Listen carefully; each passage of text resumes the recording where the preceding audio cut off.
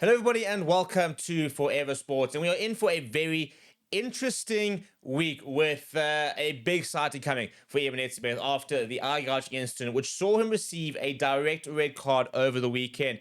Did kind of mar basically what was a pretty accomplished game from the Boks, a record defeat in Cardiff, the heaviest ever defeat for Wales at home. And it was a pretty flawless game, really, from the Boks until that incident in the last few minutes, which saw him receive a direct red card. And now we think we're going to see him in for a very, very lengthy ban. And we are expecting to have a hearing this week and probably get a verdict in the next couple of days with regards to what the punishment is going to be. And I think everybody's going to be very surprised if we're going to see him back before the likes of a March, April, to be perfectly honest. And so he should, yes, we'll talk a little bit about the fact that there was potentially a different incident which sort of sparked this. But at the end of the day, it doesn't matter. The incident happened, and it's a really, really poor look. But I'm going to have a look at basically at sort of the incident itself, then have a look at kind of what the different sanctions potentially could be, and maybe look at where we might be seeing a sanction. Before we do, please do smash a like on the video. Please do subscribe to the channel as well. Right, so this is obviously the incident that happened. Now, there is a video going around, and it kind of shows that there was a potential incident on the ground between Alex Mann and Eben Etzebeth, where people are also saying there was a potential eye gouge because Alex Mann's hand is very much by Eben Etzebeth's face and in and around his eye area.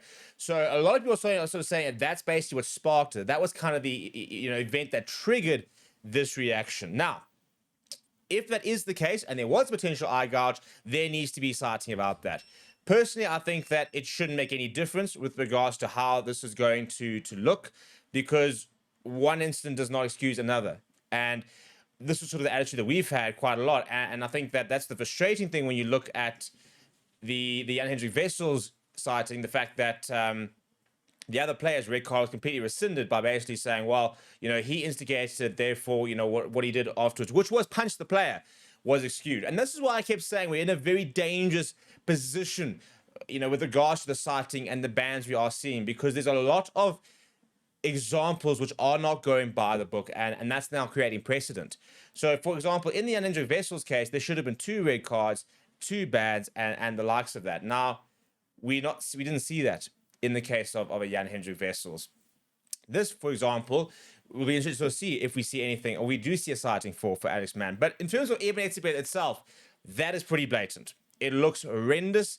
It doesn't matter what angle you look at, it looks really, really poor. He's an experienced player. He doesn't have a bad disciplinary record. That's the one thing that we got to add. A lot of people talking about the fact that he's always been a dirty player, in inverted commas, that he's always had a bad disciplinary track record.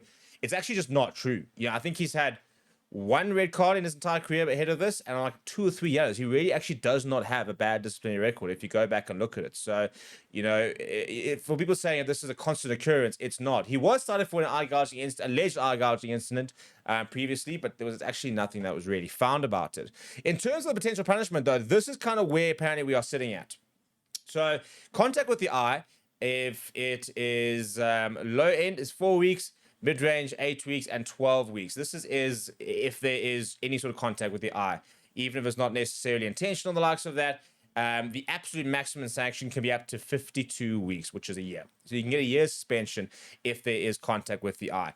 Then there was reckless actions. Now, this is where basically, you probably find this is kind of where Marcus Pimpi's kind of when we try to shove a player and kind of make contact with the eye, and basically it's reckless. In fact, he's not in control. But there's a fine line between reckless and intentional. Now, your reckless eye contact, a low end ban is 6 weeks, a mid range is 12 weeks, a top end is 18 plus weeks for a maximum of 208 weeks, which is a 4-year ban. Personally, I think we're looking at an intentional. I think, you look at a screenshot like this, and it's difficult to sort of say he's looking at him. That thumb is buried in his eye. It looks incredibly intentional. I don't really see how you get away from it not being considered intentional, which is a low-end entry of 12 weeks. Mid-range of 18 weeks, top end of 24 plus weeks, also up to 208 weeks. Do I think Eben Etzebeth is going to get a 4-year ban? No, I don't. Could we be looking at an 18-week ban? Yes, we could. I think we could be looking at an 8-week ban. We could be looking at a 20-week ban. It could be looking at a really lengthy ban. And this won't really affect the Springboks unless he gets more than sort of 6 months. So unless you're looking at, 30, 40 weeks, you're not really going to impact, even at 24 weeks, he should basically be back for most of the block games next year. But obviously, he misses an entire sort of Sharks season. This is the frustrating thing. The Sharks fans saying that the club's in disarray, they need their best players, and now you're going to be without Eben Etzebeth for many weeks. Now, I personally think if Alex Mann gets cited, he'll probably be more in the sort of the reckless or the contact with eye area. I don't think he's, that sort of pushing it around his eyes looks as intentional. And we'll be interested to sort of see if he does get cited. But I think you look at Eben Etzebeth, you look at this over here, and there's not much defense. I don't think there is a defense, regardless of what happened. And you can try and make a case and say, oh, this happened at the ruck, whatever. It's not the point. It looks really bad from the optics point of view. It was really bad. He got a deserved red card. Even Rusty Rasmus said it doesn't look good. And now we wait to see what it's going to be. So we're in for an interesting week because, first of all, this is going to be a very big precedent with regards to what ban he's going to get. It's also going to be a very big precedent with regards to whether there is a citing towards Alex Mann, whether they do look at that incident. And then does that play any sort of role in the other? Do they look at it in isolation? Do they look at the Alex Mann incident and then say that's kind of going to go into mitigation towards Eben Etzebeth in terms of he was incited in doing so? It was a reaction to something that happened, because that came into Jan Vessel's case. Now, Jan Vesel is slightly different because it is obviously a knee-jerk reaction. Alleged something happened, and immediately the player basically punched him. He punched him, not basically, he punched him.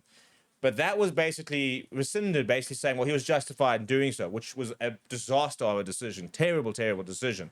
But it'll be interesting to see if Alex Mann does get cited, will that go into Eben Etzebeth's case? Will it potentially be a somewhat of a mitigating factor? So we've got an interesting few days ahead of us. What do you think? Where do you think we're going to see this sort of an end? I said I don't think we're going to see a career-ending ban coming for Eben Etzebeth. I think that the pitchforks will be down, and hopefully we'll have a very measured panel that'll kind of look at all the facts, look at everything, and find out exactly what happened. And hopefully he gets the ban he deserves, which is a lengthy ban. I'm thinking that, personally, when I looked at it, I said anything less than 12 weeks will be getting off very, very likely. I'm thinking probably more 16 plus 18 even weeks. Probably 4 to 5 months potentially is probably where he's looking, because it did look just so bad. And as an experienced player, the most capped Springbok in history, you can't admit, that won't help him, because he should know better. And he does know better and needs to know better. But it'll be interesting to sort of see. So what are your predictions? Where do you sort of see this ban? What do you think of the incident? Let me know down in the comments below. Smash a like in the video. Subscribe to the channel as well. Thank you very much for watching. My name is Steve. I'll chat to you soon.